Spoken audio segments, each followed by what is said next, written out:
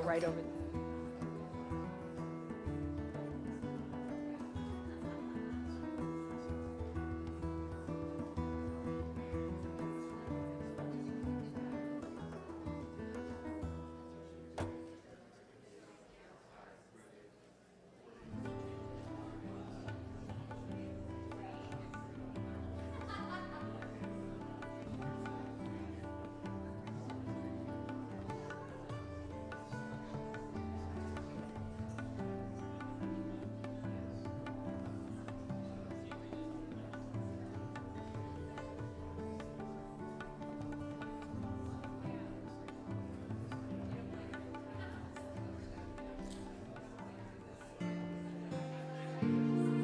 No matter where you come from, no matter where you're going, here's a place where you can take comfort in the knowing that whether if you come to stay a while or just passing through, this door is open to you.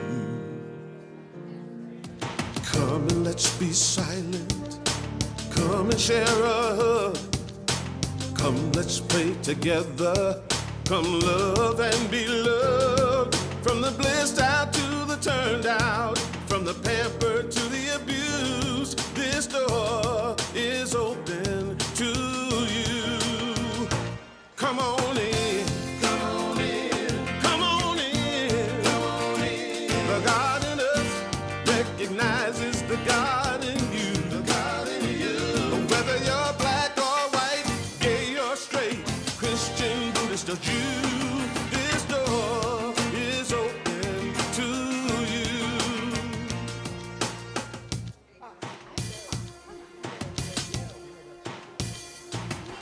If there's some kind of trouble or pain you're going through, know that you are not alone and someone cares for you.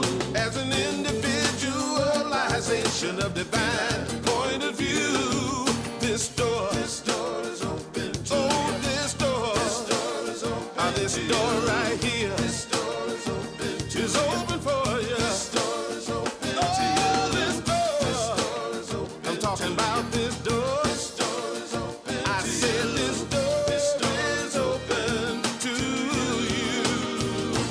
Come on in. Come on in. Come on in. Come on in. The God in us recognizes the God in you. The God in you. Whether you're black or white or gay or straight, Christian, Buddhist or Jew, this door is open to you. Do I have the right order? I don't know if I do, so just be mindful. I think I do.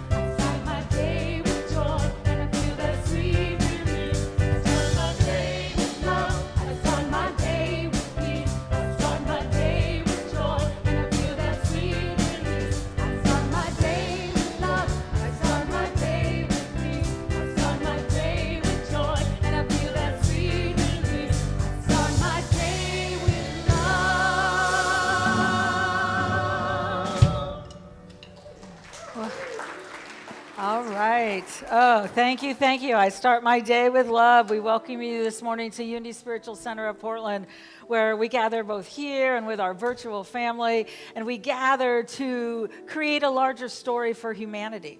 When we really say, why do we gather? What do? We come together to say, what is it that this universe is calling us to know and to be and to be a part of that growth of all of humanity. I'm Reverend Lisa Davis. My pronouns are she, her, and we together get to create something more. So here at Unity Spiritual Center of Portland, our mission is transforming lives that transform the world. Our belief is that every one of us has a power and a purpose for being here and for doing that which we're called to do. And as we transform our own life, we go out and we touch the lives around us. And so this morning, we're going to begin our service in prayer. You might say, well, who is it that I'm praying to? And at Unity, we believe not in a God that's out there, but it's a God of our understanding. And we get to decide how that view of this essence and how it is, how we want to create that. For me, God is a quantum field, an energy field of love. The actual pieces of the universe are created out of the energy of love. And so in just a moment, as we pray, we're opening our heart to an awakening. And prayer is concentrating that energy within our hearts. And so I invite you, if this week stuff happened and you closed down in one area or another area, or you thought life wasn't possible for something larger in one of the areas of your life, or you weren't possible, I'd invite you to just let all of that go. And instead, take the deep breath. The breath that is within every being, everywhere, and say yes to that movement of spirit, to that expansion, as we begin this service in prayer. And with this breath of spirit, infinite spirit, we open. We open to a willingness to evolve, to expand, to let go of the things that have scared us, the fear that has been present, to loose it and let it go, and to know that within every one of us, we have the infinite presence and power, and that presence and power moves through us, and that we are all connected in this space, in this spiritual community, that consciousness that is a global consciousness. It continues to rise in us. It continues to say, here, may I help you let go. And we simply say, yes, here I am. Move through me. Move as me. Remind me of the truth of my being, as I also hold that truth for others. For this opportunity to gather in this knowing, and for the opportunity to hold in our hearts every being who has been told they are the other. To bring them back into that center of knowing that we are all infinite creations of spirit. And for any being who is saying, how do I eat? Where do I sleep? What is it that I do? We hold a space of remembering that together there is enough, there is plenty, and we are a part of the love that enfolds us all. For this opportunity to gather, we say thank you, and so it is. Amen. All right, and Beth is going to come up and share some of the events of the coming weeks. Good morning. Well, first, as I do each week, I would like to introduce the prayer chaplains who are available to pray with you this morning. This morning, we have Carol and George, who will be here after the service up front.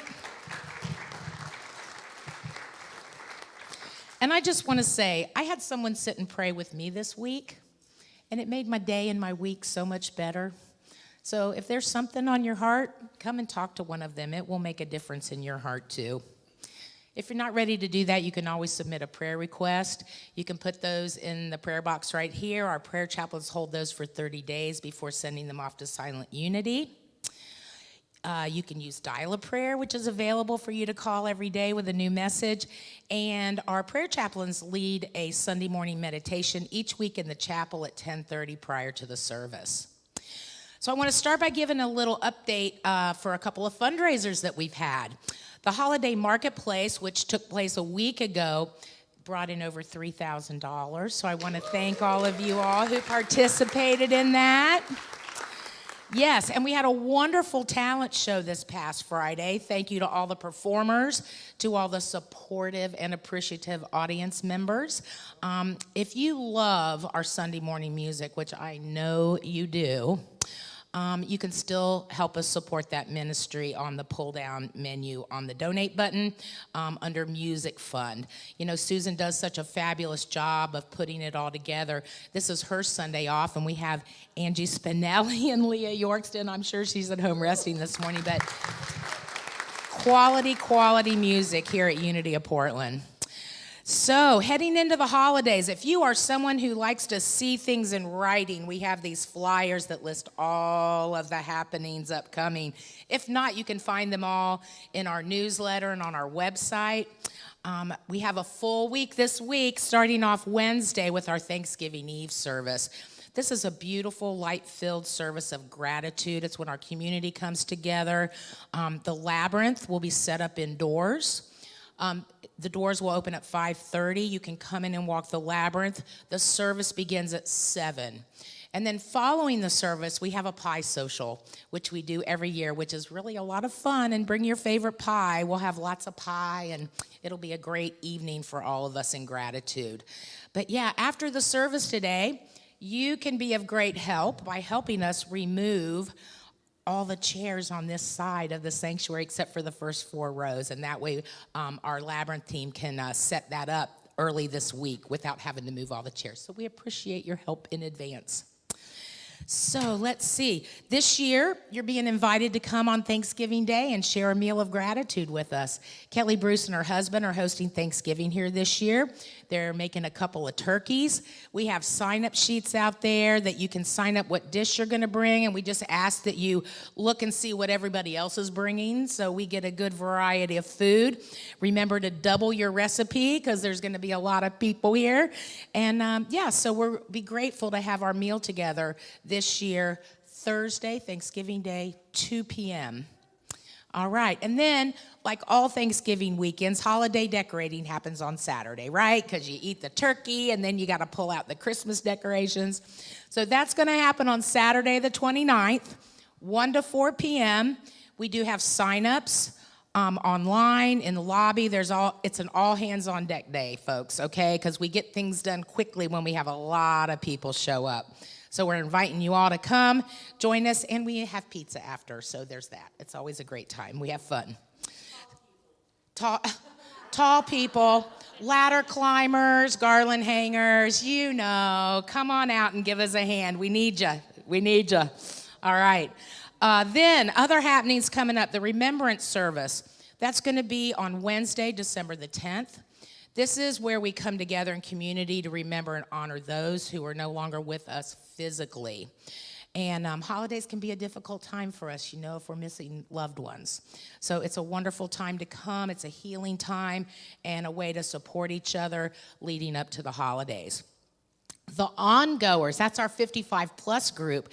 They held their Christmas luncheon here every year, their holiday luncheon downstairs.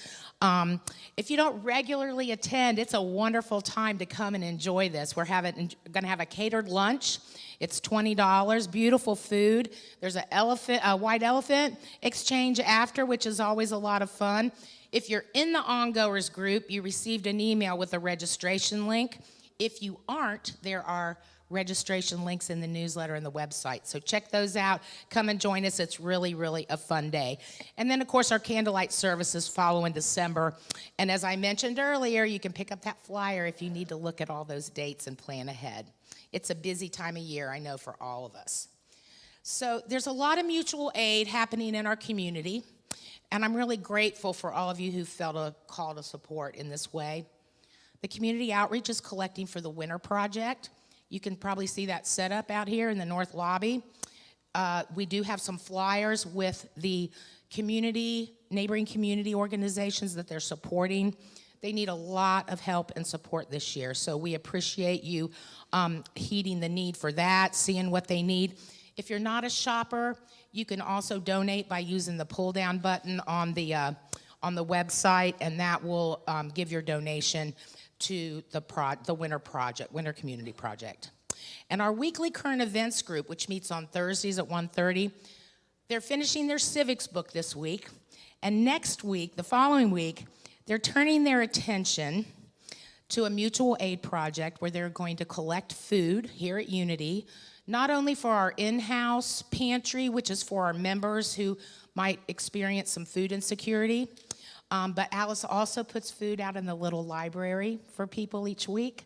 And any leftover food we're going to gather and donate to the food bank. So that's going to start week after next. And there'll be more info in the coming weeks. I'll keep you all abreast of that. And the Helping Hands for the Houseless Volunteer Ministry wanted me to give you a big thank you because through your generosity, they've been able to increase their sack lunch program to 30 a week. And they'll be able to continue the program into the foreseeable future. So a lot of people are really grateful for that. So thank you in advance. Yes. All right, finishing up here. LGBTQ group and allies meet after the service in the chapel. This is another important sacred ministry here at Unity. Drew has done a marvelous job of shepherding this group through the past year with the support of Phoenix and Anna and George. It's just really a beautiful thing. And so thank you all for your commitment, making a difference here. They're going to meet following the service today in the chapel. And I've had a couple of calls this week. Y'all are moving from push pay to breeze. We appreciate that. I want to mention that Lori Lancaster will be out at the desk in the lobby across from my office today. She can answer any questions that you have. She could walk you through it right there. So make sure you come and see her if you have any questions at all about that. If you have not moved over as of today, you will be getting an invitation in your email to make the switch this week. So keep an eye out for that, okay? We're really committed to working on the budget for next year, so we thank you in advance for that. All right, if it's your first time here, welcome. As you can see, we got a lot going on. We're so glad that you're with us today. We hope that you received a welcome packet on your way in, if they noticed you as being someone who'd never been here before. But if you did not get one, they would like to hand you one now. So raise your hand up and hold it up high if you didn't get a packet when you came in this morning. There's some goodies inside. There's a rose sticker on the front. We'd love you to put that on your name tag so we know who you are following the service. We invite you downstairs for coffee and connection. And on the back, there is a yellow card, which we would love to have your information. This will get you on our email mailing list. There's a QR code you can use, too, for that if you'd like. And we do believe in sacred service here, and we know that that's what builds community. And so on the back, there are some opportunities. If you feel so inclined, check some boxes. Somebody will give you a call, and you can get involved in our spiritual community right away. So thank you so much, and have a wonderful week. We will see you Wednesday, Thursday, Saturday, right? Yes. Yes, there is a lot happening, that's for sure. We are so happy for any of you who are here for the first time or you haven't been here in a long time and you're coming back. It's so important right now to find a place to anchor, to find some place that says, I know who you are, and supports you in that journey where you can connect with people of like mind. So I would encourage you, if this community works for you, to continue becoming a part, to find out where you can touch lives and transform your own. If the community does not work for you, I would encourage you to continue seeking. Continue going out there and finding some place that says, I know who you are, and supports you in that journey. It's vital right now with all of us as we move forward. All right, and we are going to stand and sing.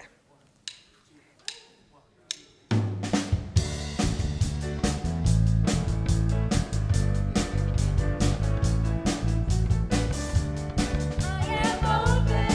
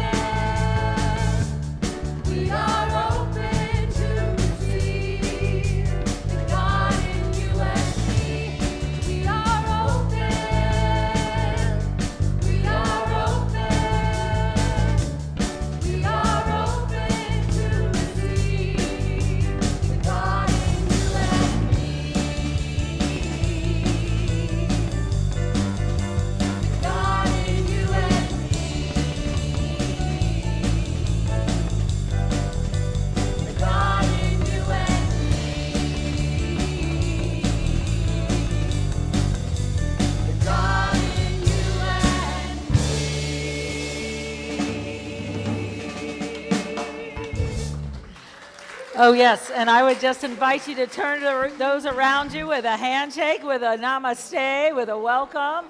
Ask for a hug if you'd like one.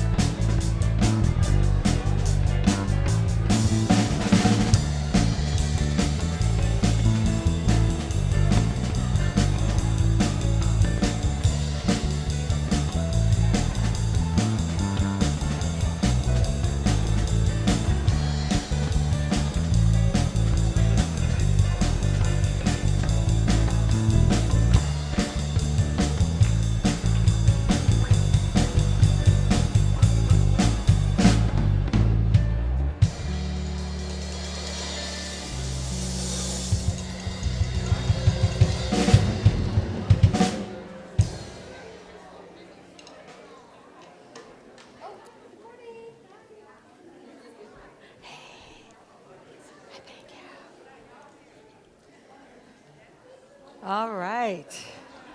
And instead of going straight into our meditation this morning, we're going to do something a little different.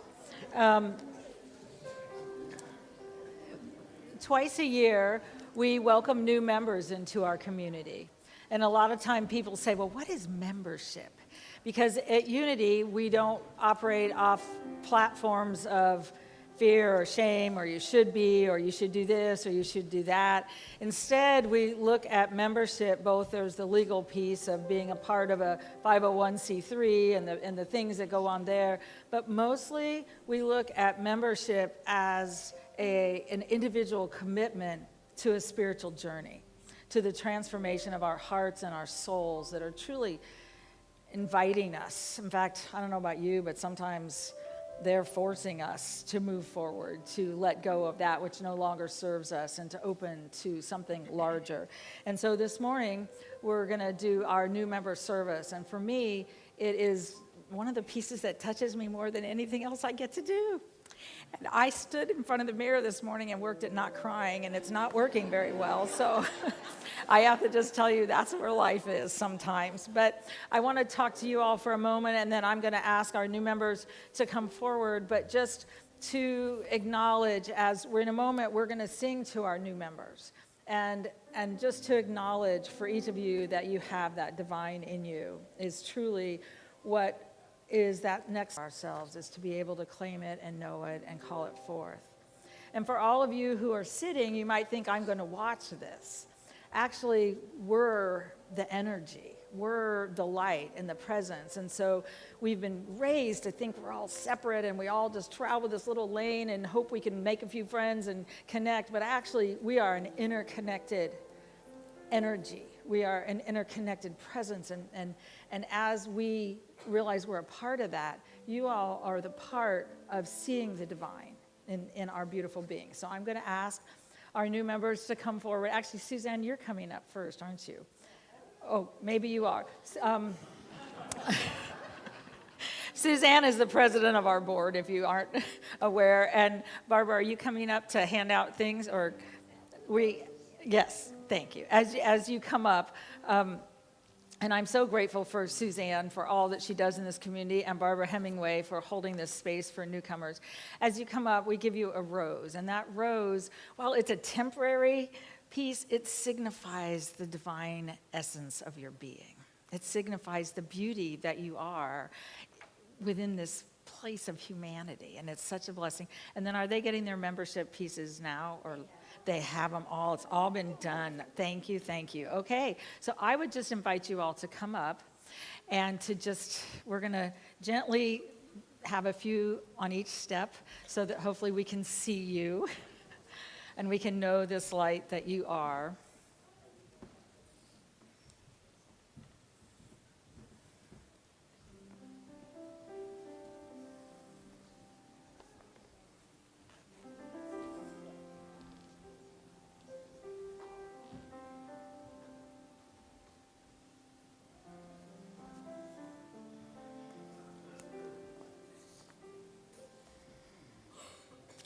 Here at Unity of Portland, we come together to support each other on the journey. And that's what I've been talking about, and to each of you. And thank you so much. I will get out of the way. Unity doesn't offer a prescribed doctrine or creed. It's nothing that you have to believe in, but instead, we open our hearts to learning the spiritual truths of the universe and opening to a larger idea and a way. And we come together as a community to remember that we're never alone, that the divine is within us. And so as you've said yes to membership, you've said yes to your spiritual journey and being a part of a spiritual community with all the ins and the outs and how we gather and what we do and the things you like and the things we don't like, and realizing we're all a part of it all and of creating something larger as we do that. And so nobody knows the path that brought you to this place, but what we do know is that you are an infinite creation of spirit, and you have come here with a mighty purpose and a mighty path, and we're here to support you in that path. And so as you take this stand, and we say, this is my path, I'm moving forward, I'm doing this, what I call it and what Unity has called it for years, Unity has never done baptism in a physical way, but Unity from the late 1800s has done something called spiritual baptism, which is acknowledging the truth and the light and the love and the presence that's in our being. And so in just a moment, we're going to sing to you, because we recognize that you are the face of God and that you have that light. And my invitation to each of you is to acknowledge that light and to allow it to vibrate through you, because you are the face of God. We're going to sing to you.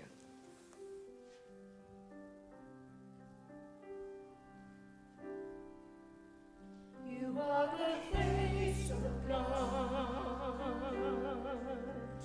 I hold you in my heart. You are a part of me. You are the face of God. You are the face of God. I hold you in my heart. You are a part of me. You are the face of God. You are the face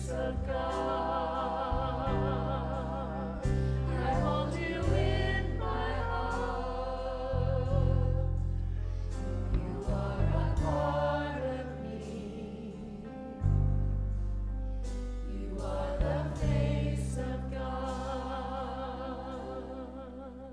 To each of you, we welcome you to Unity Spiritual Center of Portland, but most importantly, we welcome you to the light that you are and the ongoing awareness that you are here as that light to touch the light in the world around you.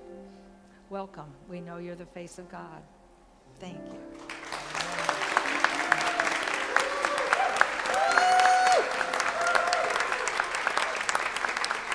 Thank you, thank you.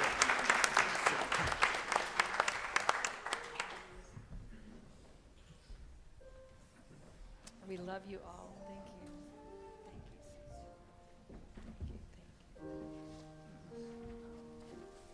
Thank you. Thank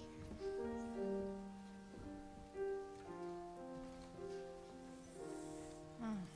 And the opportunity for us as we take just a few moments in meditation is to remember who we are. If you haven't lately allowed yourself to know, I am that I am, the divine light within me, around me, as me, I just invite you, as we listen to this music, to allow a cellular remembering.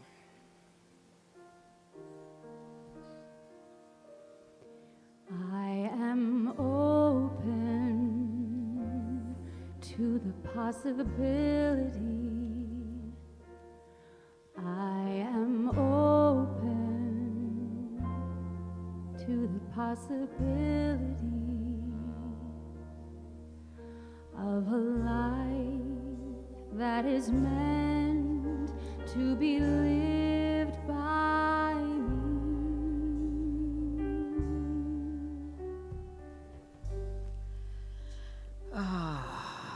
As we breathe in fully, I am open to the possibility of the very vibration of spirit, of light, vibrating within me this day. I am open. I am one with the universal essence of love that lives as me this day. And I am open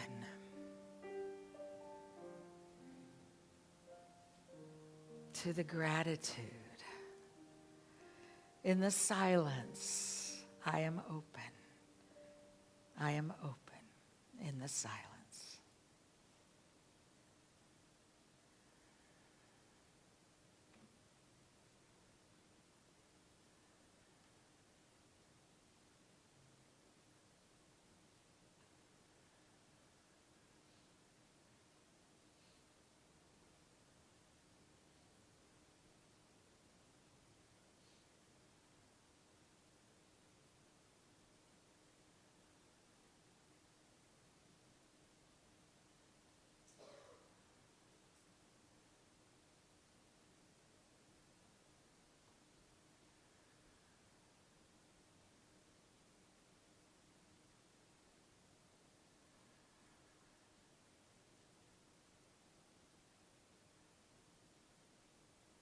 In that space, in the silence, there is a remembering.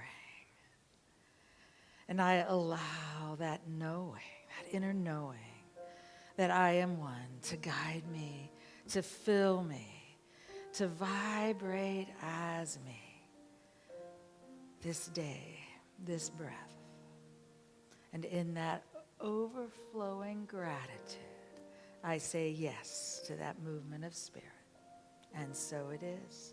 Amen. I am open to the possibility. I am open to the possibility of a life that is meant to be lived by me. I don't have all of the answers now, but I'm willing to take it slow.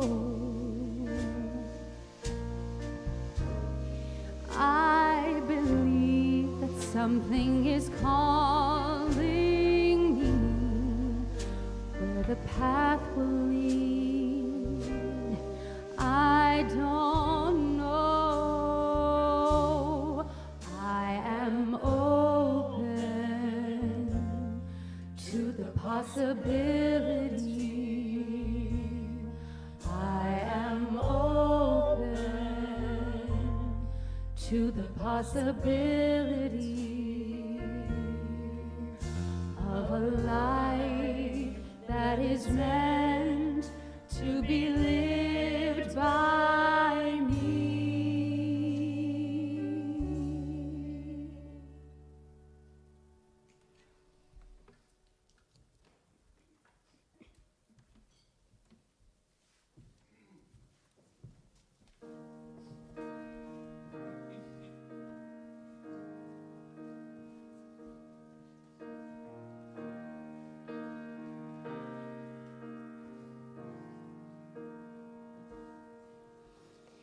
When it rains, it pours, but you didn't even notice.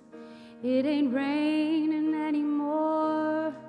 It's hard to breathe when all we know is the struggle above, staying above the rising water line.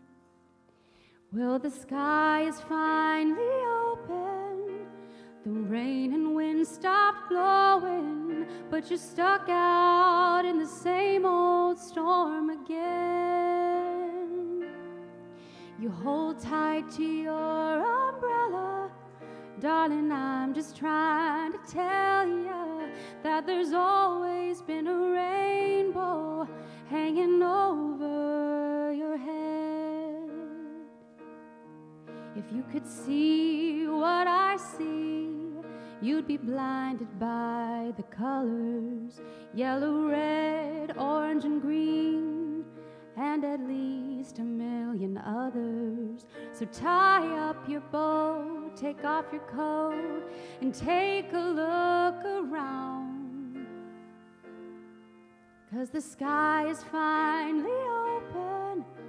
The rain and wind stopped blowing, but you're stuck out in the same old storm again.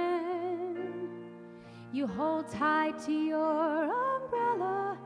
Darling, I'm just trying to tell you that there's always been a rainbow hanging over your head.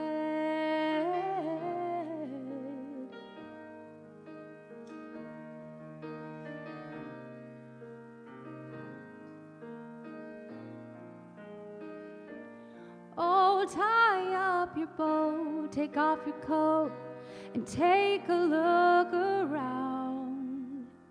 Everything is all right now, 'cause the sky is finally open. The rain and wind stopped blowing, but you're stuck out in the same old storm again. Let go of your umbrella.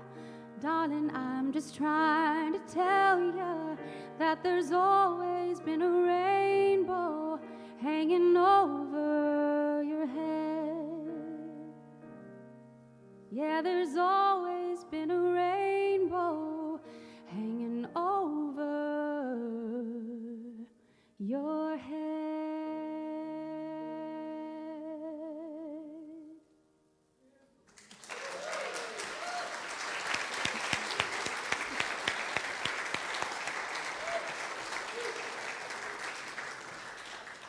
Oh, thank you, thank you. There's always been a rainbow over your head. That's an interesting thing to look at right now, because it's easy to say it, but then you might look around you and say, wait a minute. It may have been at this time in my life or that time in my life, or it doesn't feel like it now. We're living in a time that is asking us to be curious, that's asking us to look again at who we are. Has anybody not been required this year to rethink who you are and what's important? Anybody? I mean, really? Okay, we had one person who said no, they haven't had to yet. This is a part of the journey that as things break open, as things move through times, through different places in our evolutionary journey, notice how they require things of us. And what's fascinating, we begin seeing the world around us, And then we realize, oh my goodness, I thought the world was this way, where actually it's over here, or it's over here. And we can scare ourselves too. We're in our 5th week of a 6-week program using the book, The Poisoned Arrow by Don Miguel Ruiz. And you probably can't see this, but my book is literally just, these are all paper clips of places that I've been working with and ideas. And I am continually fascinated how we can read something in our lives and then it's showing up right in front of us. And we can use it and we can look at it and we can say, what does this mean to me right here in this space? What does it mean to us in the space around us? And what does it mean in our larger world?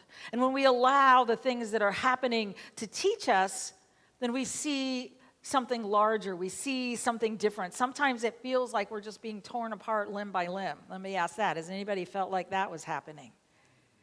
It's a scary time to be present. And what Don Miguel Ruiz is talking about, by the way, the 2 chapters we're looking at today are on uncertainty and how we can embrace that and begin to trust a process, trust the journey. And he uses quite an interesting thing of basically if you're alive, you've made it through. So, it's like, why would we think that would change? And it was very interesting. But he said, when the world, and this was earlier, when the world wounds us with a metaphysical arrow, many of us spend our days chasing unanswerable questions. Why? Who's to blame? Why? Who could have prevented this? What could have happened? And he says, beneath these restless inquiries lies a deeper truth. Even though the event is now over, the fear it left behind is like a poison. It courses through our vain, whispering doubts, weaving prisons from old wounds and painting the world in shades of threat and scarcity. We can both remove the arrow and the poison. But we get to relearn our ways. We get to recognize that there is fear here and that the hidden influence takes us and makes us often get smaller. Anybody notice that? By the way, congratulations for having the courage to stand up here. As far as I know, we're the only community who still does this spiritual baptism. And the reason that we do it is because I feel it's such an important part of the idea that it's within me. But it takes a lot of courage to stand up and to say, I'm here and I choose this path. That's actually some of the leftover poison from an arrow that somebody shot at some time trying to tell us we're not enough. We don't have what we need, or we're the other, or we didn't quite fit into here, and we didn't fit into here, we didn't fit into here. These are all parts of that journey. So how do we allow something more to come through? How do we? And he starts out by saying embracing uncertainty. But I want to talk a little bit about let me go into that. We're living in uncertain times. They're actually called liminal times. The time in between. In fact, how did he use it? He said you go onto a tile floor, and there's tile, and then there's no tile, and then there's tile. And you put grout in there to try and make it look real nice, but the liminal times is when what you knew ended and what you'd like hasn't started. And as things fall apart, we find ourselves there. And will we allow the poison of the past to make us feel small and shut down, and then allow the scary pieces of the times to just overwhelm us? Or will we look at uncertainty and first of all name it? We're living in liminal times. We're moving toward something. And we have a lot of say over what that something is, even when it doesn't feel like it. And it doesn't mean we won't be on the floor in tears. It doesn't mean we won't be just saying, how can I get the next foot in front of the next foot in front of the next foot? How do I have the courage to carry on when it doesn't look like this is where I'm going? And yet we got to have that courage. We got to take the places in our lives where we can find something more. And so we have what was, excuse me, I want to go back. I want to talk about for a moment, last week we talked a little bit about Transgender Awareness Month and that November is that month. And I talked about that the first pieces, the Compton, I want to say the Compton riots, and that's not, the Compton Cafeteria riot, that is what it is. Okay, in 1966 was when that was the first one. So that's before the Stonewall riots, which really surprised me. When people started saying, no, we're being targeted for being who we are and showing up in this way. And things were closed down. And then the Stonewall riots happened, and those were in San Francisco. And then you have some in New York. But the Trans Awareness Month wasn't even established till 1999. So that means that's 33 years of people saying, this is who I am, I need someone to hear me, and not having any platform for that hearing. We had a member in this community who, when we talked a couple years ago about the 1969 Stonewall riots, she said, I was in college, and I didn't know what to call myself because I was deeply in love with a roommate who was my best friend, and we were in love. She said, we didn't have a word. And she said, I saw the news report, and I called her up, and she said, I know who I am. I think I know who we are. We're lesbians. And she said, I never heard the word before.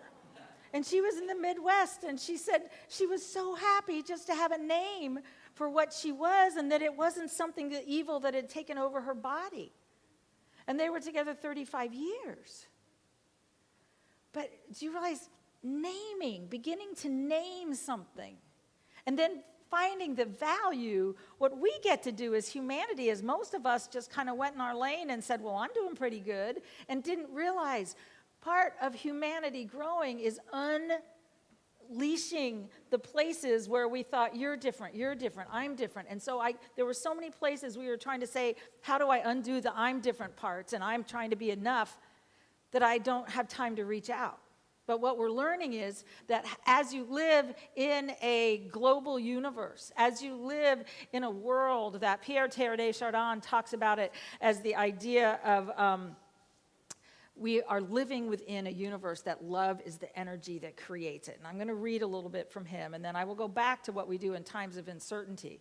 But I want to say, first of all, on the 20th, so on Thursday, it was Transgender Day of Remembrance.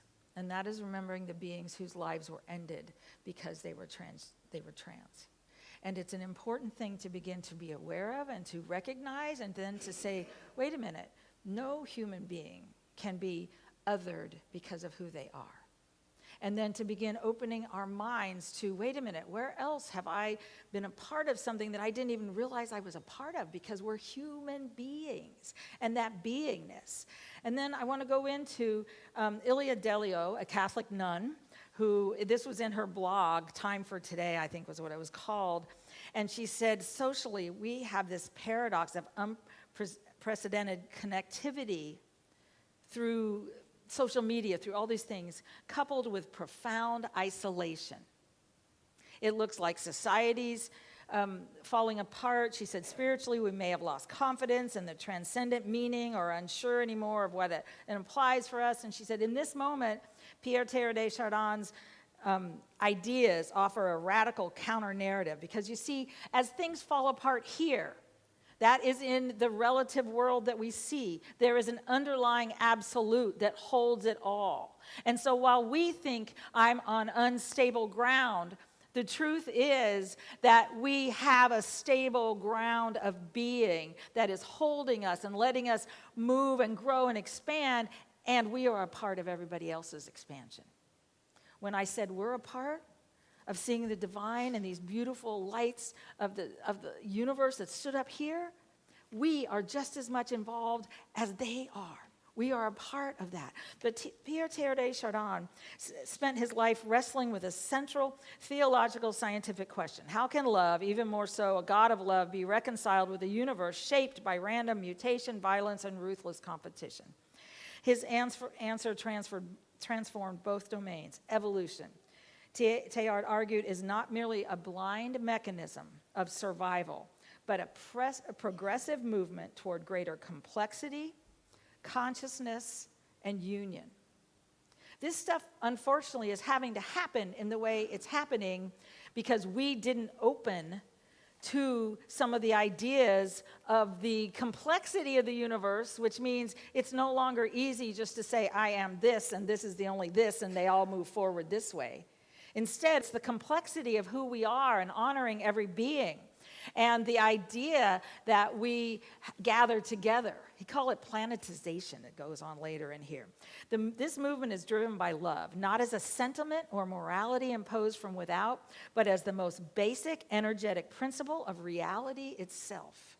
The physical structure of the universe is love, he wrote. In our divided world, this vision provides not escapism, but clear-eyed wisdom, that our deepest human longings for unity, meaning, and transcendence are not illusions, but invitations to participate in the fundamental trajectory of the cosmos. What we're getting asked to do, all this stuff that's breaking down, and it's scary, and it says, I might lose my democracy. I agree, it's scary. But we are being asked to participate in it. And that means when times are uncertain, we got to step in. And not only do we have to step in and just hope we make it through, we got to step in and hold each other up. We have to have the courage to meet what is happening. And I do not have permission to tell this story, but I'm going to anyway. And trust he's going to, many of you know Taco, our dear friend. He is at the Special Olympics. He's been here for, a year now. He was so proud to be listed as Clackamas County's representative to the unified team, which was a big deal in soccer. He went to the first game, and Clackamas County was put against the number one team in the nation that had 6-foot-tall guys, and Clackamas, I don't think anybody was over 5'5". And Taco, I think, is 5'3". And they walked out on that field, and they played their hearts out. And they completely lost. It was just simply what it was. It was the Special Olympics. And he was going in and out and all these pieces, and he was so discouraged. And I just sat with him in 40-degree weather, and we talked about the game coming up and the pieces, and then he knew that if they didn't win this game this morning, they lost the second game. It was just, they couldn't do any more. They did everything they could. And we talked about what does it take to get up? Because some of the players said, I'm not coming. And I said, what would it take to show up if you were the only person there? And we talked about the courage to show up if we're the only person there, because it's just as important. And enough people showed up that they played today.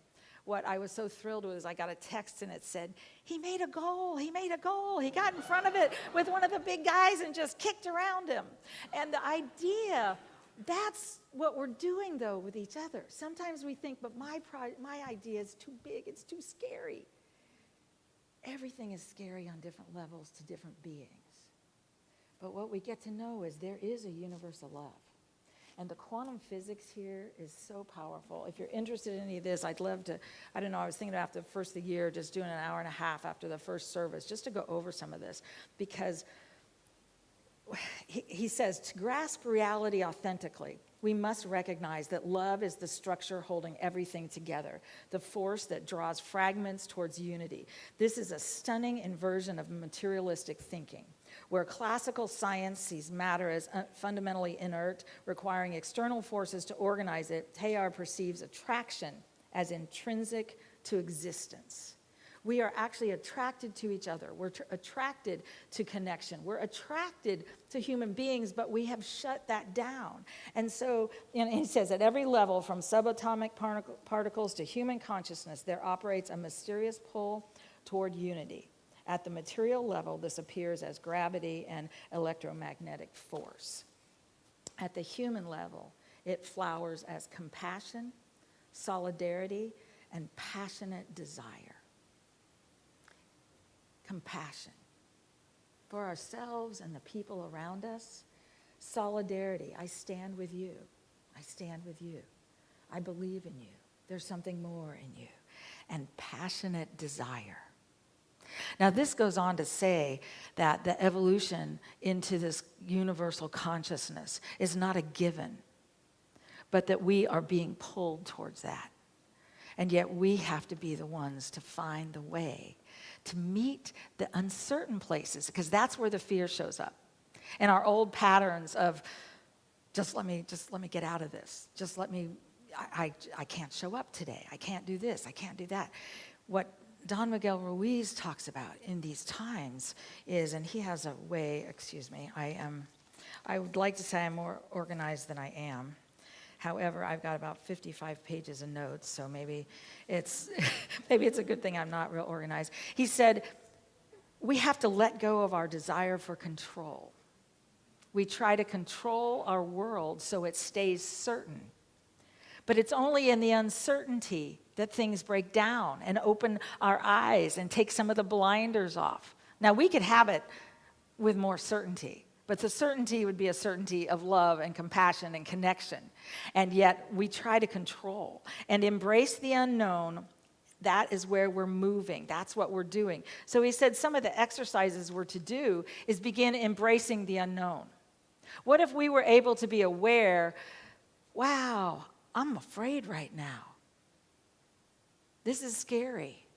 This is something I don't know. Instead of saying, who's to blame, what's wrong, and how angry we are. We can be angry. Anger is a tool. But also to say, oh, this is a liminal time. The tile stopped here. Let me stand on this part of the tile right here, or stand in the middle where there is nothing. Let me stand here. And what he says, embrace the good. Embrace the uncertainty and recognize there is good. How many times have things happened in our lives that we didn't expect, and it was the most powerful thing that ever happened? We've met someone. Someone stepped in and said, let me give you this, let me do that. But our minds in the old fear-based model go to what's wrong and let me predict it. It feels safer, and we feel like we're in control. The requirement is to get us out of control, to get us out of these places so that we can instead begin to say, curiosity, I wonder what could happen here. And you can do it with the news. Instead of, oh no, I wonder what could happen here. There's a blossoming. Humanity has not stopped desiring connection. Humanity has not stopped. The idea that we are connected is a universal understanding that we are drawn towards. So we get to be the one. And, he said, many of us have unconscious beliefs that if we could only control life, we wouldn't be afraid anymore. Anybody?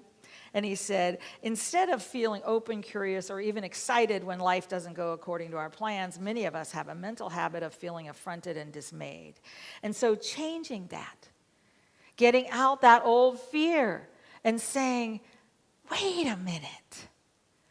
There's an underlying urge right here for me to break down an old fear, to let it go, and to connect with something more. And often it's people. It's the universe around us. It's the journey. And he said, what if we trusted the uncertainty? What if we trusted that it was taking us just where we needed to go? Does not mean we're not standing on a street corner saying, no, I don't believe in this idea. No, I don't want someone to be taken because of the color of their skin or of their background, of who they are, any of that. No, I don't want that. That's solidarity. That's not fear. That's saying no to what's happening. And finding ways that we can look at the people around us and in their uncertainty, when they close down and find places of fear, can we find something larger for them? There's a universe that is still evolving. It never stops. It is, in fact, it says, the pull towards unity is accompanied by a shift in consciousness. We are affected by the other in such a way that the other and myself become an entangled whole. And he said, we're designed and destined to become an entangled whole. whole just as we are with all of us. We might think of consciousness as deepening or expanding through entangled wholeness. Love in this vision is not a moral imperative arbitrarily imposed. Rather, it is the internal structure of the cosmos, the thread connecting all things. When we love, we are not acting against nature, but in harmony with it. And we get to reframe that. So if we can say with a knowing, the eternal, internal structure of the universe is love, and that love will carry me where I need to go, we can allow fear to fall away. Thank you.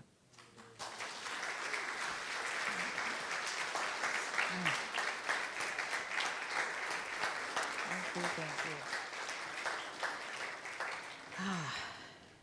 And we have the opportunity now to receive our tithes and our love offerings. I am so grateful to be a part of this community as we continue to celebrate humanity and each being, knowing that together we create something larger. You have an opportunity if you'd like to sign up for the automatic giving. First of all, you could see Lori Lancaster out there because she's the one who signed me up, and I was so grateful for this new way. Because if you don't know, when they were talking about Breeze and PushPay, that was all the automatic giving structure that we've pretty much changed to, and it's been wonderful. There are also cards in the backs of your seats that they have that on it. Thank you. And that will give you directions on how to do that. We're going to move into blessing. And again, we're blessing with a group consciousness. The idea that divine love, we're not just talking about something we hope we can pull out and find because we're so discouraged of what is happening today. We're talking about the internal structure of the universe that is always available. And so I just invite you, as you're a part of this giving cycle, to repeat with me and to affirm with me, to make firm with me. Divine love as me blesses and multiplies all that I have, all that I give, and all that I receive. And so it is.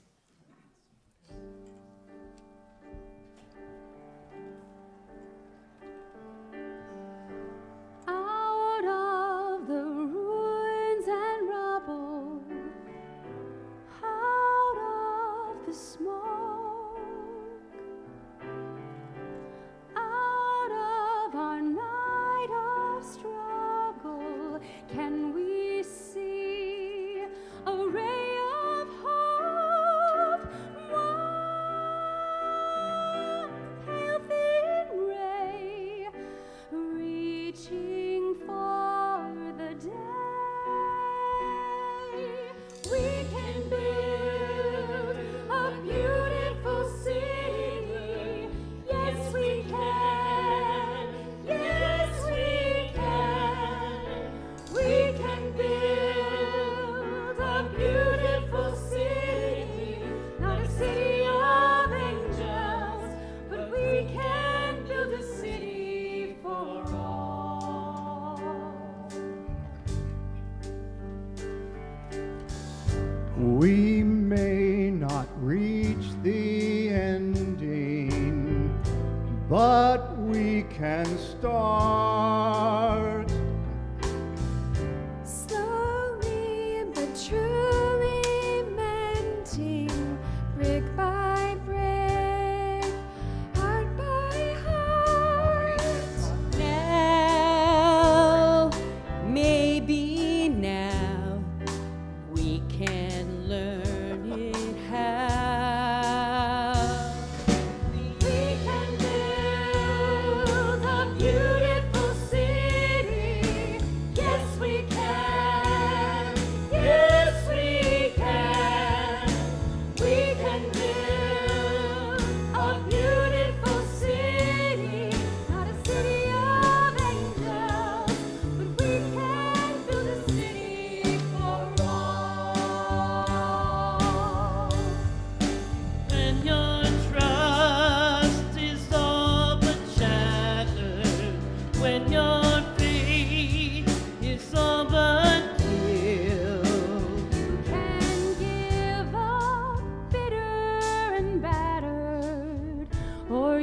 can slowly start to build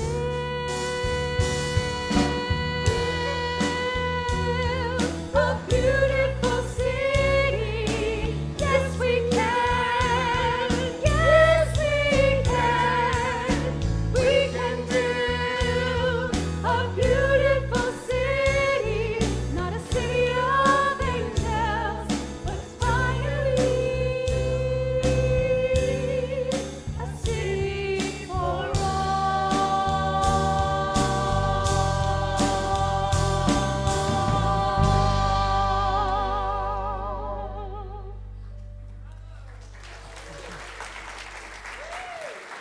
Thank you, thank you. How beautiful, how beautiful. And you know, as we move into this week of gratitude, I wanted to share with you that all of our special services that we do during these holidays, they're designed for us to feel that experience, not just to hear it, but to feel it. And so Wednesday evening, we'll have our Thanksgiving Eve service, and I would invite you, if you have any old candles, to bring them with you, and we will have tables of them, and you might see what light looks like when it's old. And then if you're interested in Thanksgiving Day, please sign up. It's a wonderful opportunity for us to gather. I'm looking forward to it. I think it's 2 o'clock on Thanksgiving Day, and we will do all the other pieces that are a part of that, but just remembering we're a part of each other. We're going to sing our youth. Well, maybe we are. Are they? Maybe we aren't. We will see in a moment. They're coming up. We also will be doing next week actually begins Advent, which is the 4 weeks before Christmas. It may have been something you celebrated as a kid. I didn't know that it came from the Christian tradition.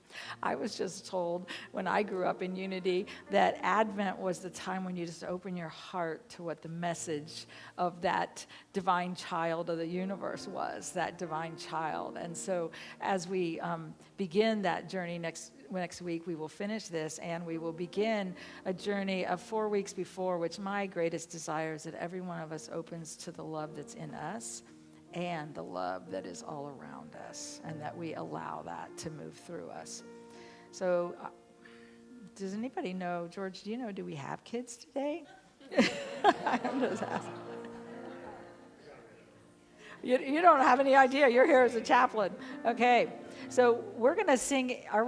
Do we have kids? Okay, in just a moment, we're going to sing in our youth. That's all right. Oh, there they are. And again, we get to know that they are the light. So I'd invite you to encircle the center of this room as they walk in to that light, the divine light. Okay. You are the star of the morning. You are heaven smiling on us.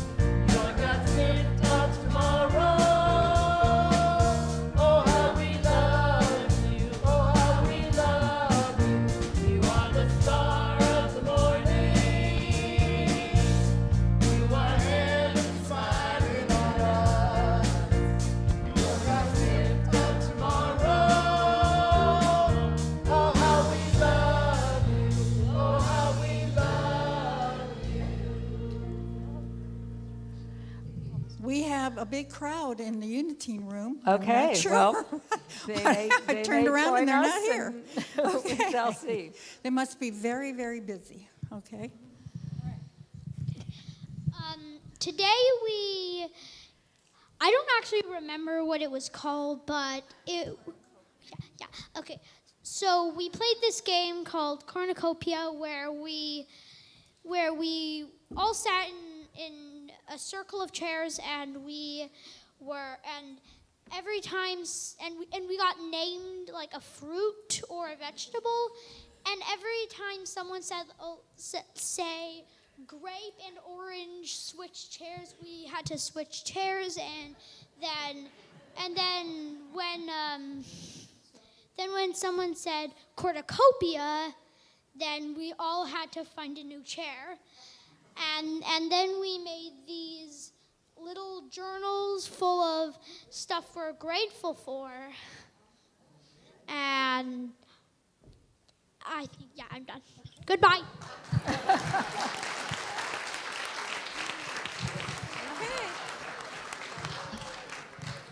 All right. So we had a good time. Yeah. And so I asked him to put one word on every page and then flip it over and put a word on every back page. So they're going to take it home and work on it at home, right? And just put one word on every page that you're Okay, and what thankful you're for. grateful for.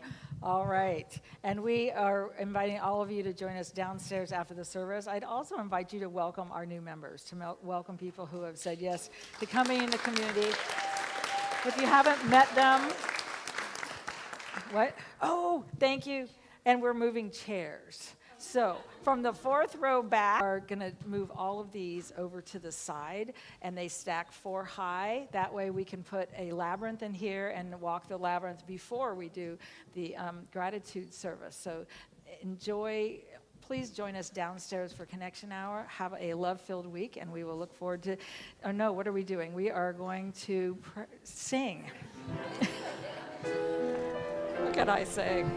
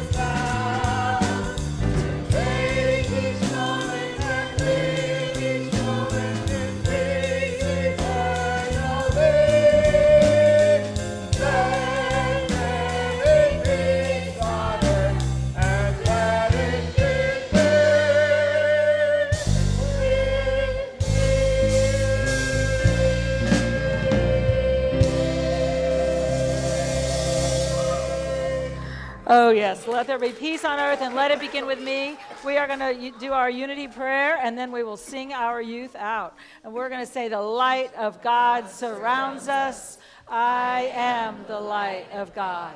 The love of God enfolds us. I am the love of God. The power of God protects us. I am the power of God. The presence of God watches over us. I am the presence of God. Wherever we are, God is, and all is well. And our kids make it firm. We are going to sing them out with Thank You, God, I believe.